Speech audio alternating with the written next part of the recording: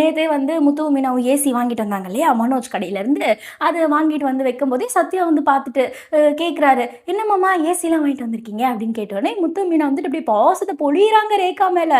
ரேகா வந்து பெரிய இடத்துல வாழ்ந்த பொண்ணு, இங்கே வந்து எதுவுமே இல்லை, அதான் வந்து இப்போ வெயில் காலமாக இருக்குல்ல, அது இருக்கவே முடியாதுன்றதால நாங்கள் வந்து ஏசி வாங்கிட்டு வந்தோம் அப்படின்னு வந்து சொல்கிறாங்க. உடனே ரேகா இருந்துட்டு, எதுக்கு நான் இதில் வீண் செலவு தானே, நான் அட்ஜஸ்ட் பண்ணி இருந்துக்கிறேன், எனக்கு இங்கே ஒரு பிரச்சனையும் இல்லை அப்படின்ற மாதிரி ரேகா சொல்கிறாங்க. சத்யாவும் வந்து, ஏமாம்மா உங்களுக்கு ஏற்கனவே நிறைய கடன் இருக்குல்ல, அதில் இது வேற எதுக்கு, இது எவ்வளோ செலவாயிருக்கும் அப்படின்ற மாதிரி சத்யா கேட்குறா. அதுக்கு முத்து இருந்துட்டு, கடன் இன்னைக்கு வரும் நாளைக்கு போவோம், நம்மளை நம்பி வந்திருக்க பொண்ணு நம்ம வீட்டு பொண்ணு, எதுவுமே வேண்டாம், இது அவ நினச்சிருந்தா சொத்துல வந்து வாழ்ந்துருக்கலாம், ஆனால் எதுவுமே வேணாம், சத்யா தான் வேணும்னு சொல்லிட்டு வந்திருக்கு இந்த பொண்ணு, ஸோ அதுக்கேற்ற மாதிரி எல்லா வசதியும் நம்ம தானே பண்ணி கொடுக்கணும், எதுவும் எங்களால் முடிஞ்சது அப்படின்ற மாதிரி வந்து முத்துவும் மீனாவும் வந்து சொல்கிறாங்க. அதை கேட்டு வந்து ரேகா சொல்கிறாங்க, எதுக்கு இந்த மாதிரி எனக்கு ஸ்பெஷல் ட்ரீட்மெண்ட்லாம் கொடுக்குறீங்க, நான் என்னமோ வானத்துலேருந்து குதிச்சு வந்த மாதிரி, ஆன்ட்டி என்ன ஒரு வேலை கூட செய்ய விட மாட்டேங்கிறாங்க, நீங்கள் இதெல்லாம் பண்ணுறீங்க அப்படின்ற மாதிரி வந்து ரேகா சொல்கிறாங்க. இல்லை இல்லை, எனக்கு நீ ரொம்ப ஸ்பெஷல் தான், எவ்வளோ வசதியான வாழ்க்கையை விட்டுட்டு நீ வந்து சத்யா வேணும்னு வந்திருக்க, ஸோ நீ எனக்கு எப்பயுமே ரொம்ப ஸ்பெஷல் தான் அப்படின்ற மாதிரி வந்து மீனா சொல்கிறாங்க. முத்தும் வந்துட்டு, நீ வேணான்னு சொல்கிறது உன்னோட பெருந்தன்மமா, ஆனால் நீ வந்துட்டு எங்கள் வீட்டுக்கு வந்திருக்க, நாங்கள் தானே நல்லா பார்த்துக்கணும் அப்படின்னு சொல்லிட்டு முத்து வந்து சொல்கிறாரு. நான் இன்னைக்கு ஒரு நல்ல நிலைமையில இருக்கேன்னா அதுக்கு என் ஒய்ஃப் தான் காரணம், எப்படி இருந்த என்ன இப்படி வந்து என்ன ஒரு மனுஷனாக மாற்றிருக்கான்னு சொல்லிட்டு அவர் வந்து ஃபார்முலாக ஒரு ட்ரெஸ் போட்டிருக்காரு, இங்கே பாருங்கள் ட்ரெஸ்லாம் கூட இவ தான் மாற்றினா என்னைய அப்படின்னு சொல்லிட்டு, ஒரு பொண்ணு லைஃப்பில் வந்துட்டாலே எல்லாமே வந்து பேரு புகழ் வெற்றி எல்லாமே கிடைச்சிரும் அப்படின்னு சொல்லி சத்யாவுக்கு வந்து அட்வைஸ் பண்ணிட்டு இருக்காரு. அந்த வேலை கிடைச்சிருச்சா அப்படின்ற மாதிரி கேட்ட உடனே, இல்லை மேனேஜரை பார்க்கணும், மேனேஜர் லீவில் இருக்கானா அப்படின்னு வந்து சத்யா சொல்கிறா. உடனே வந்துட்டு முத்து இருந்துட்டு, ஓகே இந்த வேலை கிடைக்கலனா என்ன, கண்டிப்பாக கிடைச்சிரும், சப்போஸ் இந்த வேலை கிடைக்கலனா நம்ம வேறு வேலை கூட பார்க்கலாம், வேலையே கிடைக்கலனாலும் நம்ம சொந்த தொழில் செய்கிறதுக்கான முயற்சிகளை வந்து எடுக்கலாம் அப்படின்ற மாதிரி முத்து சொன்னோன்னே, மீனோட அம்மா வந்துட்டு, எதுக்கு மாப்பிள்ள இவ்வளோ செலவு அப்படின்ற மாதிரி சொல்கிறாங்க. வீடு எங்கள் வீடுன்னு பிரிச்சுட்டீங்க அப்படின்ற மாதிரி சொன்னாங்க. இல்லை அப்படி இல்லை மாப்பிள்ள, நீங்கள் எப்படி செய்கிறீங்க, எல்லாருமே வரதட்சணைன்னு பொண்ணு வீட்டிலேருந்து எதிர்பார்க்க தான் செய்வாங்க, நீங்கள் பொண்ணு வீட்டுக்கு செய்கிறீங்க அப்படின்ற மாதிரி சொன்னோன்னே, எனக்கு எல்லாமே மீனா தான், மீனாவே நீங்கள் வந்து எனக்கு கொடுத்துருக்கீங்க, எனக்கு இதை விட பெரிய சொத்து என்ன வேணும், எனக்கு வந்துட்டு உங்கள் வீடு எங்கள் வீடுலாம் இல்லை, இதுவும் என் வீடு தான் அப்படின்ற மாதிரி வந்துட்டு முத்து வந்து ரொம்ப நெகிழ்ச்சியாக வந்து பேசிகிட்டு இருக்காரு. அது கேட்ட உடனே அவங்க அத்தைக்கு அப்படியே சந்தோஷம் தாங்கலைங்க, இப்படி ஒரு மாப்பிள்ளை அப்படின்ற மாதிரி இருக்காங்க. ரேகா வந்துட்டு, நாங்கள் கண்டிப்பாக வந்து நல்ல நிலைமைக்கு வந்துடுவோம், இவன் மேலே எனக்கு நம்பிக்கை இருக்குது, சத்யாவுக்கு நிறைய டேலண்ட் இருக்குது, கண்டிப்பாக வந்து அவன் ஒரு நல்ல பொசிஷனில் இருப்பான், என்னை நல்லா பார்த்துக்குவான் அப்படின்ற மாதிரி வந்து ரேகா வந்து சொல்கிறாங்க. அது கேட்டோன்னே முத்துவும் மீனாவும், பார்த்தியா உன் மேலே எவ்வளோ நம்பிக்கை வச்சுருக்கா, இதுக்காகவே நீ வந்து நல்லா பார்த்துக்கணும், இவ்வளோ ஜூஸ்லாம் போட்டுக்கொடு அப்படின்ற மாதிரி வந்து முத்து வந்து சொல்கிறாரு. போட்டுத்தரேன் அப்படின்னு வந்து சத்யாவும் சொல்லிட்டு இருக்கா மக்களே. ஸோ இந்த சீன் வந்து அப்படியே பயங்கர கலகலன்னு போயிட்டு இருந்தது. ரேகா எல்லாருமே வந்து தலையில் தூக்கி வச்சு ஆடுறாங்க, அந்த மாதிரி வந்து பயங்கரமாக இவங்க பண்ணுறாங்க அவங்க பண்ணுறாங்க, நிறைய விஷயம்லாம் வந்துட்டு பண்ணிகிட்டு இருக்காங்க ரேகாக்காக. அடுத்த சீன் எங்கே ஓப்பன் ஆகுதுன்னு பார்த்தீங்கன்னா, நம்ம பப்பரப்பா மனோஜ் கிட்டங்க. இது வரைக்கும் எனக்கு வந்து ரோகிணியை பார்க்கும்போது ரொம்ப கோவம் தான் வரும், அந்த பார்த்தாலே எரிச்சலாக தான் இருக்கும். பட் இப்போ ரோகிணியை பார்க்கும்போது கொஞ்சம் பாவமாக இருக்கு மக்களே. ஏன்னா யாருமே எதிர்பார்க்காத விதமாக வந்து அவங்க ப்ரெக்னென்ட் ஆகிட்டாங்க. மனோஜ் வந்து ரோகிணியை பார்க்குறதுக்காக வீட்டுக்கு வராரு. வீட்டுக்கு வரும்போது அவங்க அம்மா இருக்காங்க, கல்யாணியோட அம்மா இருக்காங்க. அவங்க வந்துட்டு, வாங்க மாப்பிள்ள, அவள்கிட்ட எதுவும் கோவமாக பேசிக்காதீங்க, அவள் ப்ரெக்னெண்ட்டாக இருக்கா அப்படின்ற மாதிரி சொன்னோன்னே அப்படியே எதுவுமே பேசாமல் மனோஜ் அப்படியே அமைதியாக நின்றுட்டுருக்கான் மக்களே. அவங்க அம்மா வந்துட்டு சொல்கிறாங்க, அவளை கைவிட்டுறாதீங்க அப்படின்ற மாதிரி சொல்லிட்டு, நீங்கள் பேசுங்க, நான் வெளியே தண்ணி செடிக்கு விட்டுட்டுருக்கேன் அப்படின்ற மாதிரி வந்து அவங்க அம்மா சொல்லிட்டு சொன்னோடனே வந்து ரோஹிணி உள்ளே போயிட்டாங்க. ஆனால் மனோஜ் வந்துட்டு நின்றுட்டு இருக்கும்போது அவங்க அம்மா சொல்கிறாங்க, அவளை கைவிட்டுறாதீங்க, உங்களை நம்பி தான் இருக்கா அப்படின்ற மாதிரி வந்து அவங்க அம்மா சொல்கிறாங்க. மனோஜ் வந்து அதை கேட்டுட்டு எதுவுமே பேசாமல் அப்படியே அமைதியாக வந்து உள்ளே போயிடுறா மக்களே.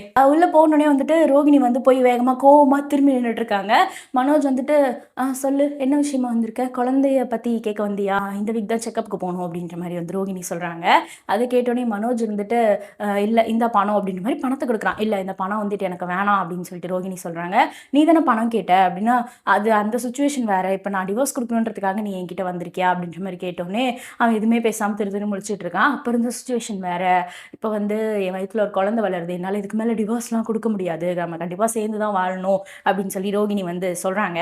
அது கேட்டோடனே மனோஜ் வந்துட்டு அப்படியே திரு திருன்னு முழிச்சிட்டு இருக்கா மக்களே. இது உனக்கு சேர வேண்டிய பணம் தானே அப்படின்ற மாதிரி பணத்தை கொடுக்குறான். பட் இந்த ரோகிணி வந்து இல்லை வேண்டாம், இப்போ அந்த பணம் எனக்கு தேவைப்படலை, எனக்கு வந்து மனோஜ் தான் தேவைப்படுறான் அப்படின்ற மாதிரி வந்துட்டு சொல்கிறாங்க. இது உனக்கு சேர வேண்டிய பணம் தானே அப்படின்னு சொல்லும்போது, இது எனக்கு சேர வேண்டிய பணம் தான், எனக்கு சேர வேண்டிய மனோஜ் எப்போ என்கிட்ட வருமா அப்படின்ற மாதிரி கேட்குறாங்க. மனோஜ் வந்து கொஞ்சம் வெயிட் பண்ணு அப்படின்ற மாதிரி சொல்கிறாங்க. அது கேட்டோன்னே ரோகிணி வந்துட்டு எவ்வளோ நாள் வெயிட் பண்ணணும், இன்னும் 2 மாதத்தில் நான் ப்ரெக்னெண்ட்டாக இருக்கேன்னு ஊருக்கே தெரிஞ்சிடும், இன்னொரு குழந்தை என்னால் அப்பா இல்லாமல் வளர்க்க முடியாது, இந்த குழந்தைக்கு அப்பா யாருன்னு நான் சொல்லலைன்னா அந்த குழந்தை என்ன தானே தப்பான அம்மாவை நினைக்கும், பரவாயில்லையா உனக்கு அதான் வேணுமா அப்படின்ற மாதிரி ரோகிணி கேட்குறாங்க.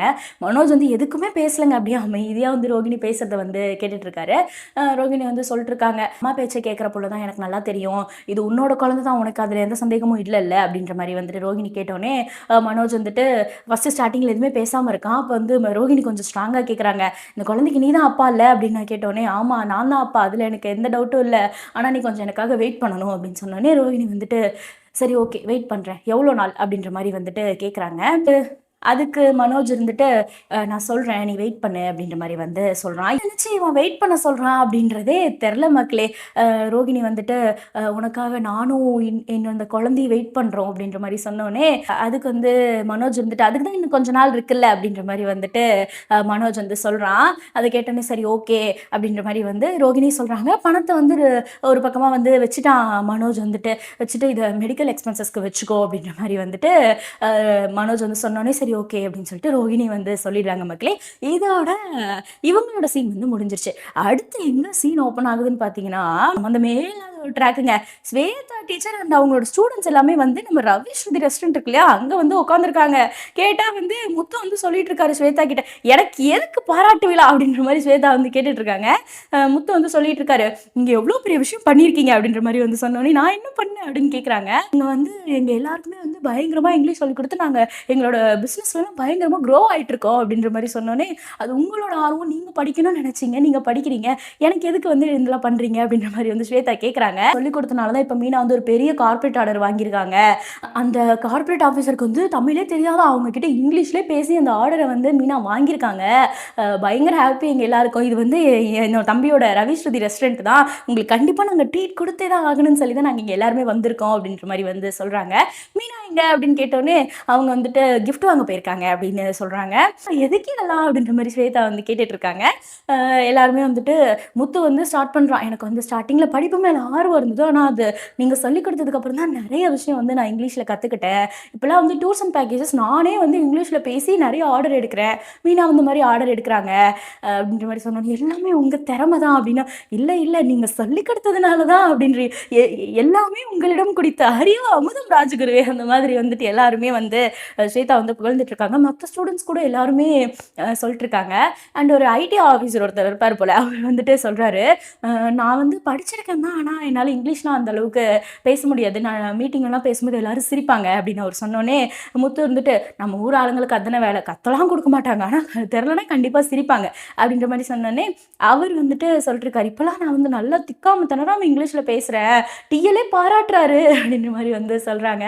அப்புறம் இன்னொரு பொண்ணு வந்துட்டு சொல்லுது, நான் வந்து வேலைக்கு போகணும்னு நினச்சி தான் இங்கிலீஷ் கற்றுக்க வந்தேன், நான் கண்டிப்பாக வேலைக்கு போயிடுவேன் அப்படின்ற மாதிரி எல்லாருமே அவங்கவுங்களோட அனுபவத்தை வந்து சொல்லிட்டு இருக்காங்க. ரவி ஸ்ருதியும் கூட சொல்கிறாங்க, என்னதான் அவங்க படிக்கணுன்ற ஆர்வம் இருந்தாலும் சொல்லிக் கொடுக்குறவங்க நல்லா சொல்லிக் கொடுத்தா மட்டும்தான் முன்னேற முடியும், இவ்வளோ வந்து எல்லாருமே முன்னேறி இருக்காங்க அவங்க பிஸ்னஸ்னாலும் அதுக்கு நீங்கள் தான் காரணம் அப்படின்ற மாதிரி ரவி ஸ்ருதியும் கூட சேர்ந்து வந்து புகழ்ந்துட்டு இருக்காங்க. நம்ம ஸ்வேதா டீச்சர் மிஸ்ராவை கேட்குறாங்க, உங்களோட எக்ஸ்பீரியன்ஸை சொல்லுங்கள் அப்படின்னு வந்து முத்து கேட்கும்போது, நான் கவர்மெண்ட் ஆஃபீஸர் தான், செகண்ட் லாங்குவேஜ் தான் இங்கிலீஷு, ஃபஸ்ட் லாங்குவேஜ் வந்து என்னோட நேட்டிவ் லாங்குவேஜ் தான், என்னால் வந்து ஃப்ளூயண்ட்டாக பேச முடியுது, என்னோட இங்கிலீஷ் வந்து அந்தளவுக்கு நல்லா இருக்காது, ஆனால் இப்போ வந்து நான் நல்லா இங்கிலீஷில் பேசுகிறேன், பயங்கர கான்ஃபிடென்ட்டாக இருக்கேன் அப்படின்னு வந்து மிஸ்ரா சாரும் அவரோட எக்ஸ்பீரியன்ஸை வந்து சொல்லிட்டு இருக்காரு.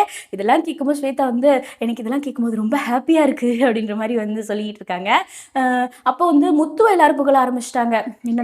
என்னதான் வந்துட்டு மீனா வந்து இது பண்ணாலும் ஹஸ்பண்டோட சப்போர்ட் வந்து ரொம்ப முக்கியம், நீங்கள் அவங்களுக்கு பயங்கரமாக சப்போர்ட் பண்ணுறீங்க, இப்போ அவங்க ஒரு பிஸ்னஸ் உமனாக இருக்காங்க அப்படின்ற மாதிரி சொன்னோன்னே, அதெல்லாம் இல்லை அது அவளோட திறமை அப்படின்னு வந்து முத்து சொல்கிறாரு. இல்லை இல்லை கண்டிப்பா ஹஸ்பண்ட் சப்போர்ட் வேணும், எல்லாரும் இப்படி இருக்கிறது இல்ல அப்படின்ற மாதிரி ஸ்ருதி சொல்றாங்க. அதுக்கு உன் பக்கத்துலயே நான் உட்காந்துருக்கேன் அப்படின்னு ரவி சொல்றாரு. ரெஸ்டாரண்ட்லயே நான் உட்காந்துருக்கேன் அப்படின்னு வந்து ரவி சொல்றான். அதுக்கு வந்து இல்ல நீயும் சப்போர்ட்டா தான் இருக்க, நான் பொதுவா சொல்றேன் அப்படின்னு வந்து ஸ்ருதி வந்து சொல்லிட்டு இருக்காங்க. ஸ்வேதா வந்துட்டு இந்த மாதிரி எல்லாமே அவங்களோட எக்ஸ்பீரியன்ஸை கேட்டுட்டு அவங்களுக்கு பயங்கர ஹாப்பியா இருந்தபோது கரெக்டா மீனா வந்துட்டாங்க. வாங்க பிசினஸ் உமன் அப்படின்னு சொல்லிட்டு அவங்களை கூப்பிட்டு இந்தாங்க சின்ன கிஃப்ட் அப்படின்னு எதுக்கு இதெல்லாம் அப்படின்னு வந்து கேட்ட உடனே அவங்க வந்து அவங்க பங்குக்கு சொல்றாங்க, நான் ஒரு பெரிய கார்பரேட் ஆர்டர் எடுத்திருக்கேன்னா அதுக்கு நீங்க தான் காரணம் அப்படின்னு சொன்னோடனே போதும் போதும் ஏற்கனவே எல்லாரும் நிறைய பாராட்டு பத்திரம் வாசிச்சுட்டாங்க அப்படின்னு வந்துட்டு ஸ்வேதா டீச்சர் சொல்லிட்டு மீனா வந்து உட்கார வச்சுட்டாங்க. மீனா கிட்ட வந்து கேட்குறாங்க, உங்களோட வெற்றிக்கு காரணம் உங்கள் கணவர் தானே அப்படின்ற மாதிரி கேட்டோடனே ஆமாம் நான் என்னதான் பண்ணாலும் எனக்கு ஃபுல் சப்போர்ட்டாக இருக்கிறது வந்து என்னோட கணவர் தான் அப்படின்ற மாதிரி வந்துட்டு சொன்னோடனே ஸ்வேதா வந்து மிஸ்ரா கிட்ட கேட்குறாங்க, நீங்கள் என்ன நினைக்கிறீங்க இதை பற்றி அப்படின்ற மாதிரி கேட்டோடனே மீனா வந்து சொல்கிறாங்க, ஸ்வேதா வந்து டெஸ்ட் வைக்கிறாங்க அப்படின்ற மாதிரி முத்துக்கிட்ட சொல்கிறாங்க. மிஸ்ரா வந்து சொல்கிறாரு, கண்டிப்பாக நான் வந்து என் ஒய்ஃபுக்கு சப்போர்ட் பண்ணுவேன், என்னதான் வந்து ஒரு ஒய்ஃப் வந்துட்டு அவங்களோட முயற்சிகளை பண்ணாலும் இண்டிவிஜுவலாக அவங்களுக்கு ஒரு ட்ரீம் இருக்கும், அதுக்கு கண்டிப்பாக ஹஸ்பண்ட் சப்போர்ட் வேணும் அப்படின்ற மாதிரி வந்து மிஸ்ரா சொன்னோடனே ஸ்வேதா வந்து அப்படியே சூப்பர் அப்படின்ற மாதிரி வந்து பார்த்துட்டு இருக்காங்க மக்களே. அது அப்படியே இன்னைக்கான எபிசோடு வந்து முடிஞ்சிருச்சு மக்களே. ஸோ இன்னைக்கு எபிசோடில் பார்த்தீங்கன்னா இந்த ஸ்வேதா டீச்சர் சீன்லாம் கொஞ்சம் கிரிஞ்சாக தான் இருந்தது. எல்லாருமே டாக்டர் ஆகவோ எதுவாகவோ ஆகிறதுக்கு வந்து டீச்சர்ஸ் கண்டிப்பாக காரணம் தான். ஆனால் அதுக்குன்ட்டு கூப்பிட்டு வந்து ட்ரீட் வைக்கிறது இதெல்லாம் கொஞ்சம் ஓவராக தான் இருந்தது, கொஞ்சம் கிரிஞ்சாக தான் இருந்தது மக்களே. அடுத்து வந்து முத்து மீனாவும் ரேகாக்காக பண்ணுற விஷயங்கள்லாம் ரொம்ப புதுசாக இருந்தது. தன்னோட குடும்பத்துக்கு வந்த பொண்ணை வந்து நம்ம தான் பார்த்துக்கணும் அப்படின்னு நினைக்கிறதெல்லாம் வந்து ரொம்ப புதுசாக இருந்தது. அது வந்து நல்லா இருந்தது மக்களே, ரேகாக்கும் அவங்களுக்குமான அந்த பாண்டிங். அடுத்து வந்து ரோகிணி மனோஜ் பிரச்சனை ஐயோ தீரவே மாட்டேங்குது, அனுமார் மாதிரி நீண்டுக்கிட்டே போகுது. இப்போதான் வந்து டிவோர்ஸ் கொடுத்து எப்படியாவது முடிச்சுட்டு கனவா கூட வாழுவான்னு பார்த்தா மறுபடியும் ரோஹிணியா கனவாவா அப்படின்ற மாதிரி வந்து நின்றுட்டு இருக்கான். ஸோ என்ன நடக்க போகுது பப்பரப்பா மனோஜ் வாழ்க்கையில் அப்படின்றது வந்து தெரியல மக்களே. ஸோ நம்ம அதை வந்து வெயிட் பண்ணி தான் பார்க்கணும். ஸோ இதுக்கு மேலே என்ன நடக்க போகுது அப்படின்றத வந்து டைரக்டருக்கு தான் வெளிச்சம், என்ன மாதிரியான சீன்ஸ் எல்லாம் கொண்டு போகிறாரு அப்படின்னு தெரியல. ஸோ நம்ம வெயிட் பண்ணி பார்க்கலாம் மக்களே, இனிமேல் என்ன இன்ட்ரெஸ்டிங்கான சீன்ஸ் நடக்க போகுது அப்படின்றத. இந்த வீடியோ உங்களுக்கு பிடிச்சிருந்ததுன்னா மறக்காம லைக் பண்ணுங்க அண்ட் உங்கள் ஃப்ரெண்ட்ஸ் அண்ட் ஃபேமிலிக்கு ஷேர் பண்ணி என்ஜாய் பண்ணுங்க. இது போன்ற வீடியோஸ் உங்களுக்கு பிடிக்கும்னா நம்ம சேனலை மறக்காம சப்ஸ்கிரைப் பண்ணிடுங்க. ஏன்னா டெய்லி நம்ம சேனல் இந்த மாதிரி வீடியோஸ் தான் வரும். ஸோ ஸ்டே டியூன்ட், அடுத்த வீடியோவில் சந்திக்கிறேன். அதுவரை பாய் மக்களே.